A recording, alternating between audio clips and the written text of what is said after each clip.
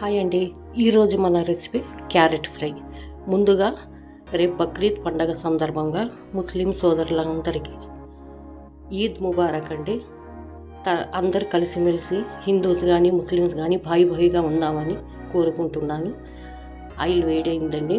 తర్వాత అల్లం, తర్వాత పచ్చిమిర్చి చీలికలండి 7-6, జీలకర్ర, ఆవాలు, కరివేపాకు, వెల్లుల్లి రెబ్బలు కచ్చాపచ్చా దంచినవి వేద్దామండి. ఈ క్యారెట్లోకి ఈ పచ్చిమిరపకాయలు, ఆ వెల్లుల్లి రెబ్బల వల్ల మన క్యారెట్ స్మెల్ ఉండదండి. క్యారెట్ శుభ్రంగా కడిగేసి ఇలా ముక్కలుగా కట్ చేద్దాం. కట్ చేసి మొత్తం కలిపేసుకుందాం. 1/2 టీ స్పూన్ పసుపు, తగినంత ఉప్పు వేసి బాగా కలుపుకుందామండి. ఈ క్యారెట్ పిల్లలు కానీ పెద్దలు కానీ తింటే చాలా ఉపయోగాలు ఉన్నాయి.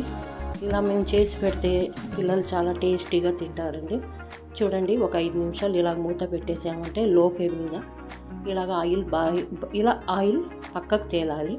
అప్పుడు క్యారెట్ ఉడికినట్టు మనకు పచ్చి వాసన ఉండదు.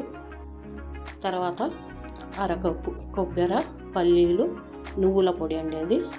తర్వాత జీలకర్ర, ధనియాల పొడి, చెక్క, లవంగ, ధనియాలు, జీలకర్ర పొడి నేను వేరేగా పొడి వేసుకుంటాను.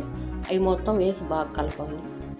కలిపిన తర్వాత 1/2 టీ స్పూన్ కారం, ఎందుకంటే ముందుగా మనం పచ్చిమిరపకాయ చీలికలు వేసాము, అందుకు తగినంత కారం వేసుకుందాం.